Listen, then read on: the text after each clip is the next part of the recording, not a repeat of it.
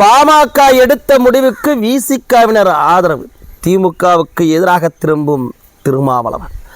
அரசியல் அரங்கில் பரபரப்பை ஏற்படுத்திய சம்பவம். என்ன நடந்தது, என்ன நடக்கப் போகிறது என்பதை குறித்து விரிவாக விவரிக்க இருக்கின்றது இன்றைய காணொளி. பேரன்பிற்குரிய தோப்புள் கொடி தமிழ் உறவுகளுக்கு வணக்கம். நான் உங்கள் வைலமுர்கார். திராவிட இயக்கங்களுக்கு மாற்றாக தமிழ்நாட்டில் ஒரு புது அரசியலை படைப்பதற்கு போராடி கொண்டிருக்கக்கூடிய பாமக தலைவர் திரு அன்புமணி ராமதாஸ் அவருடைய கருத்துக்கு விசிக நிர்வாகிகள் ஆதரவு தெரிவித்து வரக்கூடிய சம்பவம் என்பது அரசியல் அரங்கில் ஒரு பரபரப்பை ஏற்படுத்தியிருக்கு. 1957 முதல் தேர்தலை சந்தித்து வரக்கூடிய திராவிட முன்னேற்ற கழகம் 1962 ஆண்டு முதல் நடந்து முடிந்த நாடாளுமன்ற தேர்தல் வரைக்கும் கூட்டணி கட்சிகளுடைய தயவிலே தான் கட்சி நடத்திக்கிட்டு இருக்கு. ஒரே ஒரு தேர்தலை கூட தனித்து நிற்க திராணி இல்லாத இயக்கமாக திமுக தமிழ்நாட்டில் உலாதிக்கிட்டு இருக்கு. 1967 ஆண்டு கூட்டணி கட்சிகளுடைய தயவோடு தான் அறிஞர் அண்ணா அவர்கள் பதவியேற்றார். அறிஞர் அண்ணா அவர்கள் 1969 ஆண்டு மறைந்த பின்பாக கட்சியை கைப்பற்றிய கருணாநிதியும் ஒரே ஒரு முறை கூட தனித்து நிற்க துணியவே இல்லை. ஏனென்றால் கருணாநிதிக்கு தன்னுடைய பலம் தெரியும். தனித்து நின்றால் அப்பொழுதே வேரோடும் வேரடி மண்ணோடும் திமுக அழித்தொழிக்கப்பட்டுடும். கூட்டணி கட்சிகளுடைய பலத்தோடு கூட்டணி கட்சிகளின் முதிகள் ஏறி சவாரி செய்து அரியணையில் அமர்ந்தால் போதும் என்கின்ற முடிவோடத்தான் திமுக இதுநாள் வரைக்கும் அரசியல் செஞ்சுக்கிட்டு வராங்க. இப்போ விடுதலை சிறுத்தைகள் கட்சியிலிருந்தும் வேல்முருகனிடமிருந்தும் காங்கிரஸ் கட்சியிடமிருந்தும் திமுகவுடைய இந்த நடைமுறைக்கு எதிராக கோஷங்கள் எழும்ப ஆரம்பிச்சிருக்கு. இதற்கு அடிப்படை காரணம் மருத்துவர் அன்புமணி ராமதாஸ் அவர்கள். ஆந்திராவில் இப்போ அமைந்த அரசில் தெலுங்கு தேசம் கட்சி தனி பெரும்பான்மையோடு ஆட்சியை பிடித்த போதும் கூட கூட்டணியில் அங்கம் வகித்த ஜனசேனா கட்சிக்கு 21 எம்எல்ஏக்களை கொண்ட ஜனசேனா கட்சிக்கு ஒரு துணை முதல்வர் பதவியும் 3 அமைச்சர் பதவியும் வழங்கியிருக்கு. வெறும் 7 எம்எல்ஏவை பெற்ற பாரதிய ஜனதா கட்சிக்கு கூட ஒரு அமைச்சர் பதவியை வழங்கியிருக்கு. ஆனால் இதுநாள் வரைக்கும் கூட்டணி கட்சிகளினுடைய தயவுல ஆட்சி நடத்தி ஆட்சி அரியணையில் அமர்ந்த திமுக ஒரே ஒரு முறை கூட மாநிலத்தில் அமைச்சர் பதவியை பகிர்ந்துக்கிட்டது கிடையாது. திமுக அதற்கு தயாராக இருந்ததுமே கூட கிடையாது.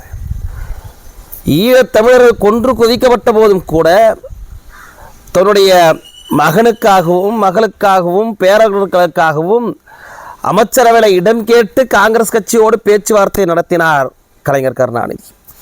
மத்தியில் கூட்டாட்சி அவருக்கு சரியாகப்படுது, ஆனால் மாநிலத்தில் கூட்டாட்சி அவருக்கு கசக்குது. அதே நடைமுறையைத்தான் இன்னைக்கு ஸ்டாலின் அவர்களும் பின்பற்றிட்டு வரார்.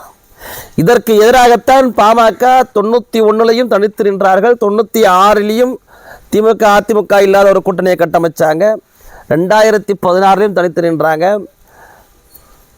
இப்பொழுதும் 2026 திமுக அதிமுக இல்லாத ஒரு கூட்டாட்சி, ஒரு கூட்டணி ஆட்சியை தமிழ்நாட்டில் நடைமுறைப்படுத்த முயற்சிக்கிட்டு வராங்க. அதற்கு சாதகமான சாத்தியக்கூறுகள் அத்தனையும் உருவாகிறது. நிச்சயமாக 2026 அது நடக்கும். அதற்கு ஆதரவாகத்தான் விசிகவினுடைய சமீபத்தில் நியமிக்கப்பட்ட நிர்வாகி லாட்ரி மார்டின் அவருடைய மருமகன் ஆதவ் அர்ஜுன் விசிகவுக்கு அமைச்சரவையில் இடம் வேண்டும் என்கின்ற கோரிக்கையை வச்சிருக்கிறார். காங்கிரஸ் கட்சியுமே கூட திமுகவுக்கு எதிராக சமீப காலமாக பேசிக்கிட்டு வராங்க. இதற்கெல்லாம் காரணம் ஒரே ஒரு காரணம், கூட்டணி கட்சிகளுடைய வாக்குகளை எல்லாம் வாங்கிக்கிட்டு அரியணையில் மட்டும் முடிசூடா மன்னராக தனிக்காட்டு ராஜாவாக தமிழ்நாட்டை கூறு போட்டுக்கிட்டு இருக்கக்கூடிய திமுகவுக்கு எதிராக உதித்திருக்கக்கூடிய சிந்தனை.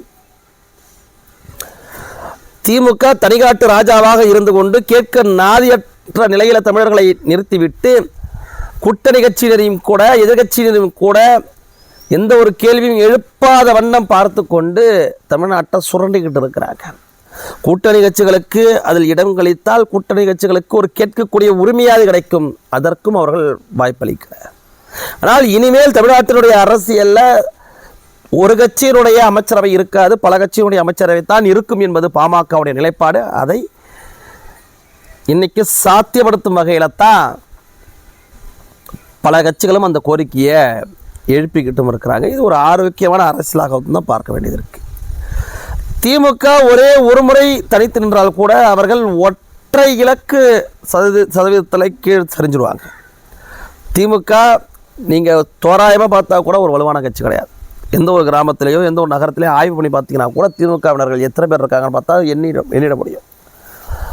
ஆனாலும் திமுக கூட்டணி கட்சிகளுடைய தயவால் கூட்டணி கட்சிகளுடைய வாக்குகளை பெற்று தன்னை ஒரு பெரிய பிம்பத்தை மாதிரி உருவகப்படுத்திக்கிட்டு இருக்கிறாங்க. அதனால தான் திமுக தனித்து நிற்க அச்சப்படுறது. அம்மையார் ஜெயலலிதா அவர்கள் கூட தனித்துன்னு சொல்ல முடியாது, பல கட்சி சிறிய கட்சிகளுடைய கூட்டணி ஆதரவோடு 234 தொகுதியிலும் இரட்டை சின்னத்தில் 2016ஆம் ஆண்டு நின்றாங்க. பாமக இதுவரைக்கும் 6 தேர்தல்களை திமுக அதிமுக புறந்தள்ளி விட்டு நின்று இருக்கிறாங்க. 4 தேர்தல்களில் தனித்து நின்று சந்தித்து இருக்கிறாங்க. அப்படியாப்பட்ட வரலாறு திமுகவுக்கு இல்லை, இனிமேல் இருக்க போவதும் கிடையாது. இதற்கு எதிராக விளைந்திருக்கக்கூடிய சிந்தனை வரவேற்கப்படக்கூடிய ஒன்று தான். விசிகவர்கள் பேசுவதாக இருந்தால் கூட அது வரவேற்கப்பட வேண்டிய ஒன்று தான். ஆனால் விசிக கட்சியினர் பேசுகிறாங்களே தவிர திருமாவளவன் இதை குறித்து வாய் திறக்க மாட்டுறாரு. வேங்க வயல்லையே வேடிக்கை பார்த்துக்கிட்டு இருந்தார். பஞ்சமி நிலத்தை தாரவார்த்து கொடுத்தாரு.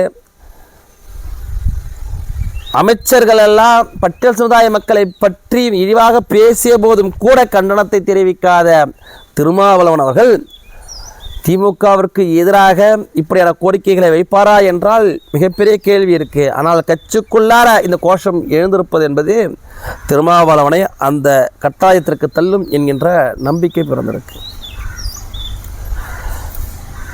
2 சீட்டில் வாங்குவதற்காக திமுகவிடம் கெஞ்சி கதற வேண்டிய சூழ்நிலையில் விசிக தள்ளப்பட்டதையும், விசிகவுடைய நாடாளுமன்ற உறுப்பினரை பொன்முடியுடைய மனைவி காலில் விழ வைத்து அதை பரப்பி விட்டதையும் விசிகவர்கள் மனசில் சுமந்துக்கிட்டு தான் இருப்பாங்க. அவ்வளோ விரைவாக மறந்துட மாட்டாங்கன்னு நினைக்கிறேன்.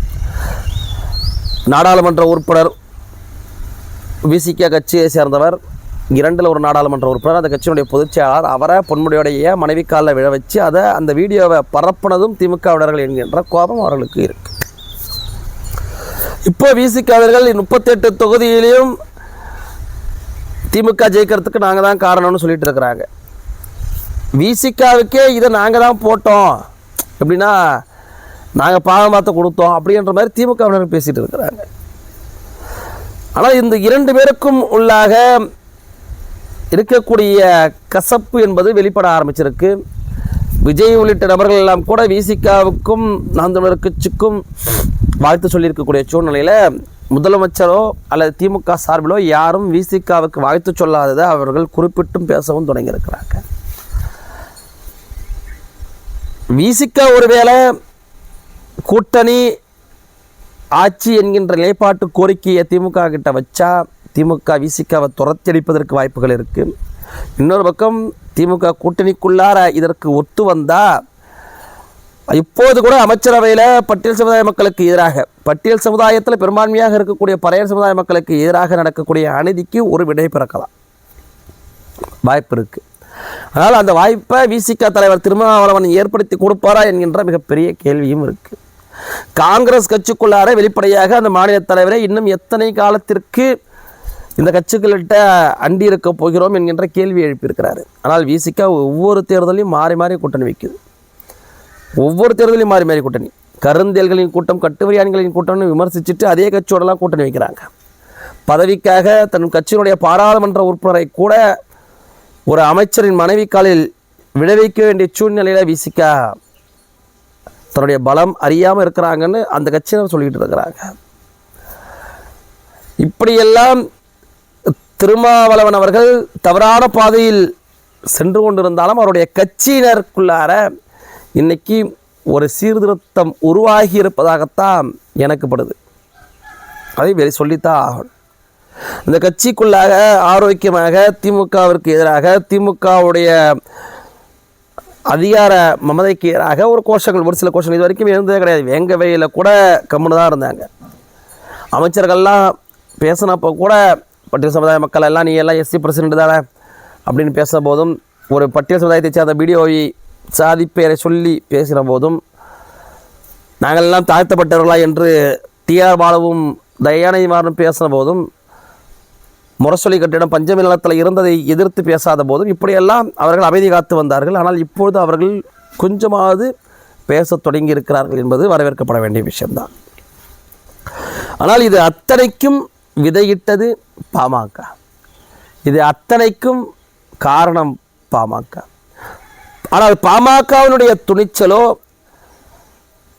பாமகவினுடைய ஒரு தைரியமோ விசிகாவினரிடம் ஏன் இல்லை என்ற கேள்விதான் எழுந்தது.